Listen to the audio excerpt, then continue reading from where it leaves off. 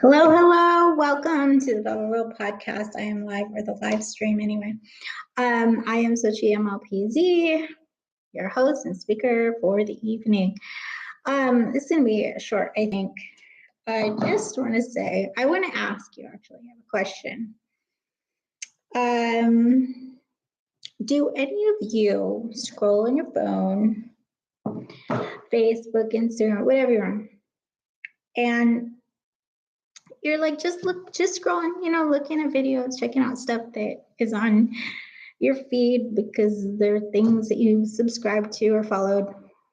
And then you accidentally click the button, the heart or the like, the thumbs up, and then you quickly scroll up or side and you're like, oh crap, what was that?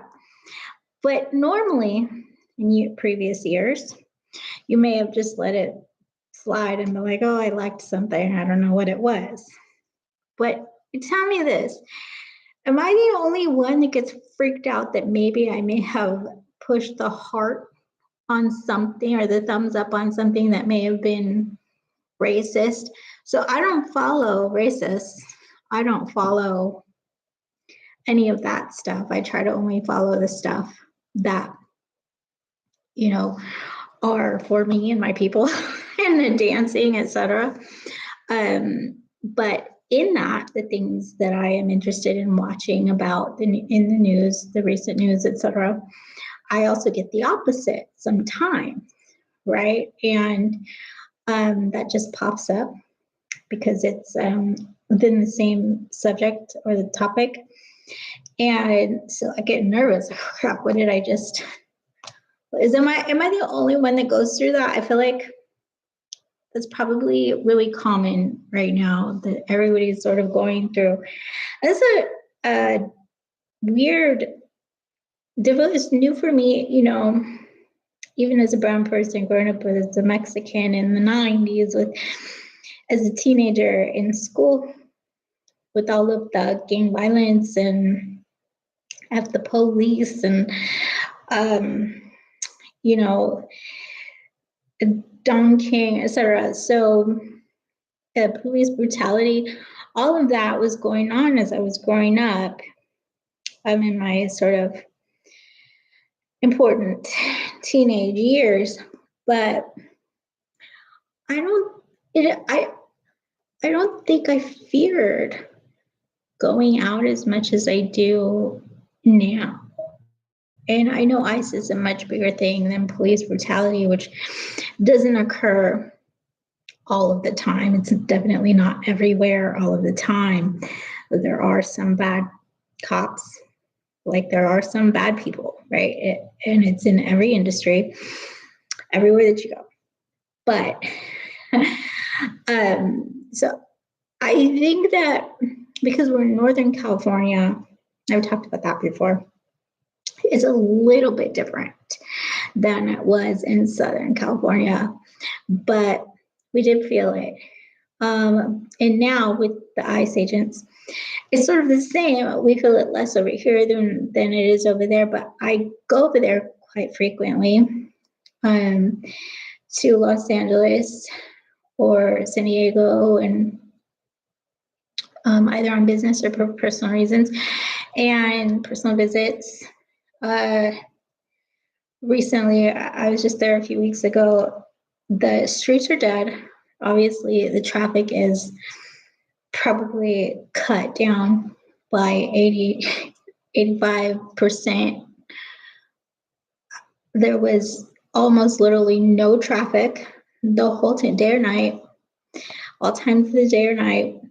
There was no traffic, and everybody was like, we gotta leave early, it's gonna be traffic, because we're not there every day, so we don't know what it's like. But we remember LA, it's traffic, that's everybody's biggest complaint. And now the traffic has died. But we went to Hollywood, to see the stars, take photos and go to the mall and stuff. And that was crowded. So like when it's crowded, it's really crowded. The crowds there are like everybody wants to be in the same place now because it's worse than before, I think, because everybody wants to be in the same place to stay safe. If you're going to go out, you're going to go where everybody is. You're not going to go to that little thing over there where there's like 50 people. You want to go where everybody is for safety. It's less likely that you're going to get picked up, I guess. Here in Northern California, the crowds, unless you're going to a sporting event or something, it's not big crowds like that, and they're not all going to the same place. They probably should. But anyway, it was just felt LA can never be a ghost town, but it really did kind of feel like that in comparison to what it used to be. Now that majority of them have self-deported or have been deported, I didn't see a lot of the damage streets and stuff. Maybe I wasn't in the right places. But yeah, so I was making a point. I kind of got lost there. I don't have anything written down. It just came on because I wanted to talk about that, how I'm sort of scrolling online and things are different. But I did go to a Kings game, or not a Kings game. Today was the party. So you get to meet and take pictures with some of the players, coaches, and some other fun stuff that they do for, I think it's specifically for, actually, I don't know if it's for season ticket holders or if it's for everybody. But it was like a free event, maybe. I don't honestly know. I was invited. My mom took me. So I didn't know the details. I was like, okay, I'll go. But we went there, and it's a very interesting thing how different it is here. We're on the streets, actually, downtown, most places is pretty dead in the past, but before this whole ICE thing, probably since the protests in 2020, downtown has died. No action. You could be there in the middle of the day. People are working, they go to work. Some people on the street, but pretty much it's ghost town. There's nobody out there. Nobody's in the coffee shops. I don't know how they're surviving aside from the businesses and the government buildings. I don't know how businesses are staying up and running. It's been really tough over here since then. But so last night, and I'll get to my point, last night, I found out that the Black Panthers are now up and running. And what does this have to do with dance, right? It's a thing that affects us all. Dancers are not all from the same place. They're everybody from everywhere. Everybody likes to dance. And so this is affecting us all. It is something we're talking about on this channel. But the Black Panthers, the president has come out to say that, it's not just for Black people. They protect everybody that brown or Black, whatever, as protecting the people. And when the police are out of line or military gets involved, they're the militants to stand up for us, for the people, and what we want. I'm understanding that sometimes they're overpowered or forced by the government to do some illegal things, or allowed to, in which case somebody has to stand in and say, wait a minute, that's not what we voted for. So anyway, I can't speak for them, okay? But I will say that I was so happy. I was crying last night because I know that's taking place, I think, in Philadelphia. And probably some other places.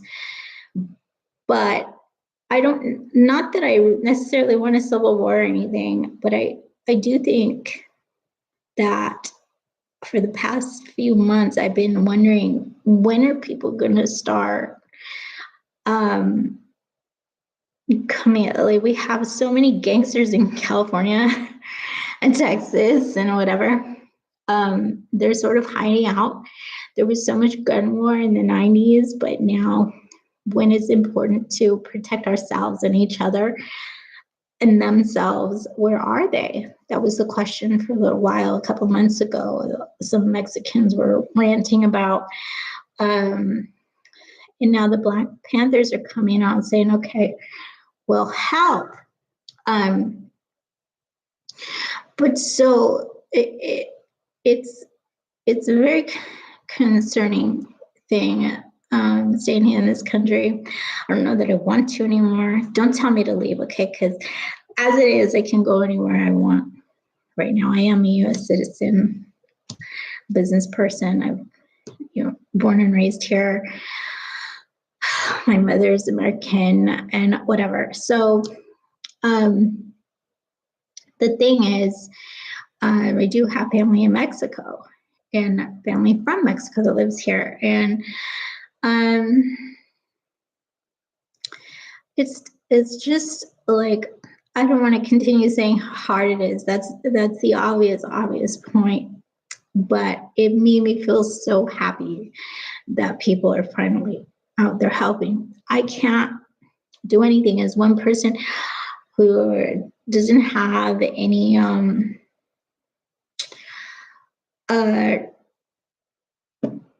guns, and though I'm not really for gun violence, I do sometimes see how it can be helpful in some situations, but I don't own one. And it can be really easy to take over in a place like California where there's a small percentage of brown people that are legally not allowed to use or handle or own weapons. So, like, there's a list of things we are able to use. In that case, if you're not allowed to carry weapons or own any, and even with that, you'd have to be really close to somebody, and if somebody else has a gun and they're militant agents or even police, the chances of getting away are not high. But so some people would rather go down with a fight, fighting. But anyway, that's not what I'm here to talk about. I'm not trying to tell everybody to be violent. I'm talking about self-defense in those cases. But so what else happened is at this King's party, I was walking in and my mom was parking. And as I was walking in, there was this beep, beep, beep, beep, a big white van that had an American flag and F-ICE spelled out fully on a banner on the van. And signs, people with signs of ICE. They were just in one van. They weren't like a big protesting group. But I think the idea was to start one, and nobody came out with them to do it, even though everybody was coming in and leaving the Kings game. There wasn't anybody joining them. When I say that it was concerning, that's what concerned me. Because while I was in a car on the way out, I saw them again, and they had been stopped by the police. There was about 6 or 7 policemen stopped this van of like maybe three or four people in the van with all of these signs. And nobody was on the ground or being arrested while we were just driving by. But there was this man, this look on his face, like, where is everybody? How come nobody's stopping and standing up for us? And I had thought about telling my mom to stop the car and so I could take the video and see what was going on, but I knew that she wouldn't. It's her thing to just keep going and mind your own business and don't get involved so that you don't get in trouble, kind of a thing. The last thing she needed was to be on the news for it. But I couldn't take video. My phone was inside of my little fanny pack. And so by the time we drove by, couldn't take video. So we didn't help them protest, but it was like, why, and anybody just driving by would just drive by. It was not really a place where you could park, and there was no side parking on the street or no open spaces to side park on the street. So I felt like that's really unfortunate in like how they were stopped in an area where it was almost impossible, or where most people would not think to stop and see what was going on.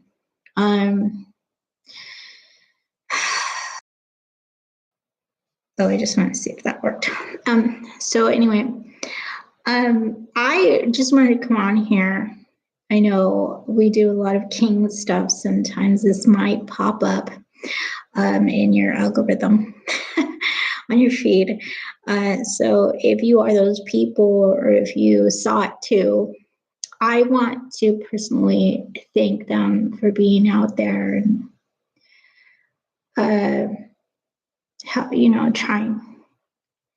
trying to protest for us. But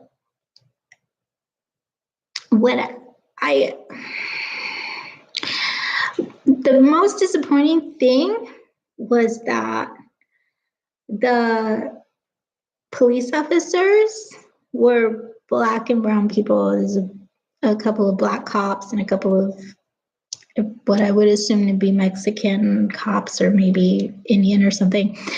And then like a white cop, and I don't think there were any white ones, but were sort of lighter skinned policemen, and there was like six or seven of them, and it seemed like a lot. And normally I've seen the other cases where it's just one or two cops when there's only three people.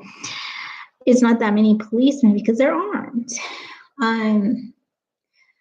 But I think that they thought the protests would get bigger, and so they stayed there with them and just stood there. They were just standing there, as far as I know. And if I'm wrong, if that sign is not what I think it said, I'm pretty sure I read it. I mean, I'm not dyslexic, as far as I know.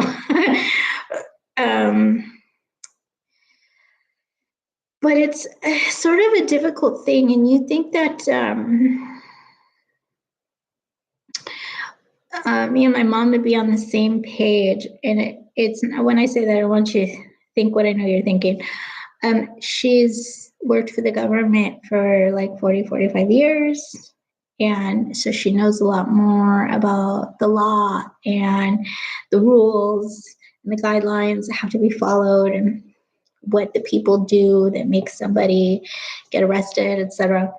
And so all the time, ever since I remember, look what's how I get angry about something I see on TV, and she said, well, actually, here's what's happening. This is why it looks like that, but it's this. And so she does that to me constantly when I get angry about something.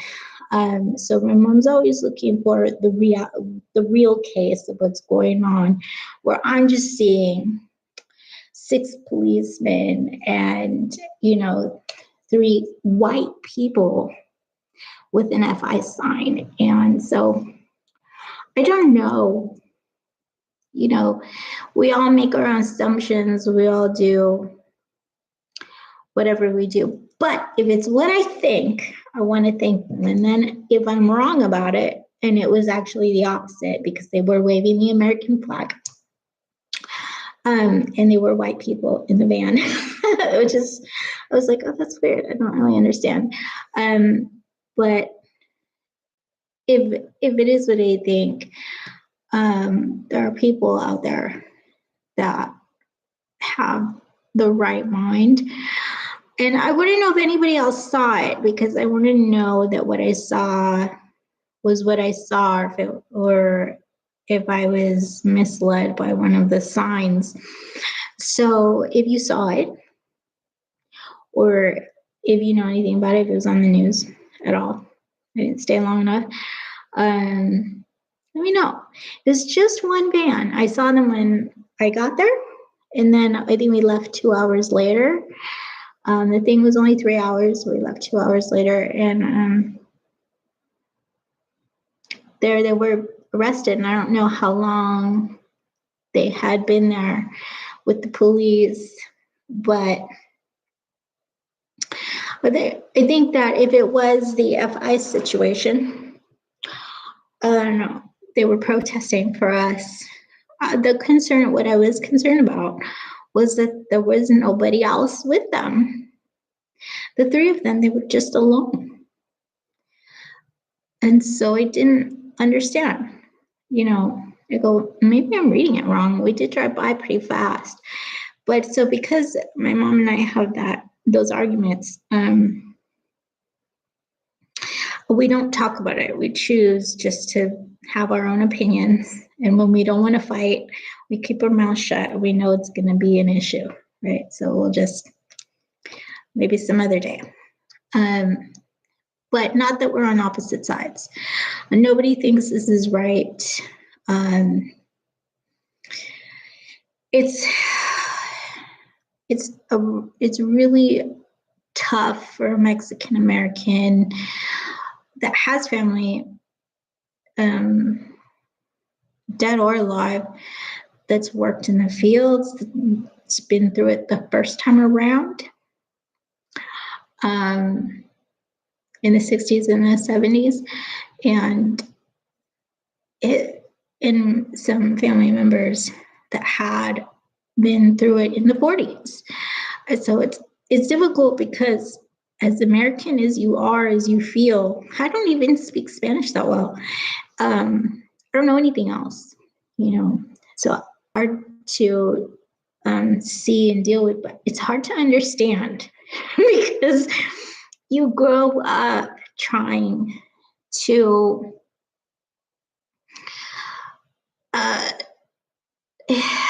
I don't know how to explain this. So I instruct dance, and I give wedding dance lessons to new couples who are getting married. There's a recent couple, one was Venezuelan and one was white. And we spent our lives in those sort of in and out of those biracial relationships, or with our family members and whatever, going out with other people and trying to get along with them, making them feel comfortable, and telling them, now you're Latino. Like I remember saying to her, don't be afraid to move your hips, you're Latino now. And it's not a difficult thing for me to say that and mean it. But he was sort of shy and smiled, and like, it's a proud moment for him because he's getting married. So I see that a lot, which I'm really grateful for in the business that I have and the things I get to do. I see that positivity around it a lot. But what I mean is that we grow up making them feel comfortable and like understanding it must be difficult for them because we have such big families. And we have this sort of way of just really getting along with each other very quickly. And then they come in and they're like, whoa, everybody's different. But also growing up friends in a predominantly Black school. My friends were Black. And my boyfriend was Black. And everywhere that I was staying on the weekend, it was just Black kids and me. But I was really dark, so I fit in really well. We all had the same taste. I didn't think I was any different from anybody. We're just American kids. We all had the same life here in this city, and we're all trying to get along. But in my family, my mom's married to a white man, and my brother's half white. We did have some differences, and it was clear that it was because we're a different upbringing, different kinds of people, different tastes, etc. And it was more apparent when you live together. It's like, whoa, why is this family so much different than this family? But also, why do I get along over here with this family and then with my Black friends and their families, but this one is difficult? So it starts occurring to you as a teenager, I guess. And then when you're going through all that stuff in the news with the police situation, the riots, and it starts, making you more aware of it. But I don't want to say that I was always ignorant, unaware. I just think that we grow up in the opposite. Most of the time, it's the opposite. We are trying to make white people feel comfortable around us because we're always around each other. So we come in like large groups of like 10 or 12 at a time. And not necessarily gang members, but family or friends, and so it can be quite intimidating, and we know that. We spend our lives doing that. So this sort of thing that's happening, it's hard to understand for me because of how open and accepting we are most of the time for most of us, unless it is, a real gang environment, which ours was not. It's usually very welcoming. The parties, anybody that wants to have a beer, eat our food, and celebrate with us, we're cool with that.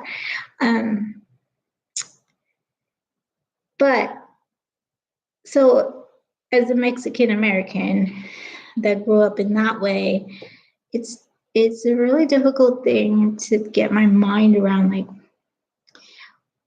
how could this president or the woman in charge of these agents have been so offended by us? But I understand that it's really just political, and a lot of it is about just, abiding by the law. But if you have politicians that in history have never been known to abide by the law, to come down on one group of people who are such a great help and need in this country, that everybody's saying it this way. And I don't want to say it like I'm the first person. I know you've heard it around the internet millions of times by this point. But we're such a great help and need in this country. And non-offensive. Like, we're here because, and definitely if somebody's undocumented, they want to be here, regardless of whether or not it's legal or not. They came here because they want to be here. You can ask so many Americans that were born and raised here, and you know what they'll tell you? They wish they lived in Europe. They wish they lived in Mexico. They in Cabo. They wish they lived in Spain or Italy. They want to go to Canada. It's so much nicer. The people are great. They want to go to Japan because it's cleaner. And, you know, Zac Efron moved to Australia, and Tyra Banks has her ice cream business in Australia. So, you know, all the good stuff is over there down under. And that's what Americans are like. Everywhere is better than where you are. The grass is always greener on the other side. But Mexicans want to be here. But immigrants, undocumented or documented, they want to be here. And so kicking people out that actually have the desire to do whatever it takes to stay is crazy to me. It doesn't make any sense. It's really hard for me to wrap my mind around. So anyway, that happened. That man was pulled over at the end of that event. And I was sort of shocked that there were no protesters out, nobody out to see what was going on. They were all alone there. And I don't know if they got arrested. I don't watch the news. But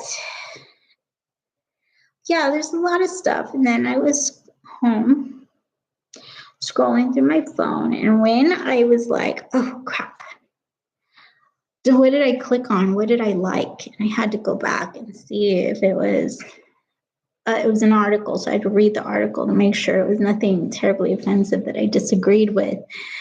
And oh my God, that's such like the panic was real.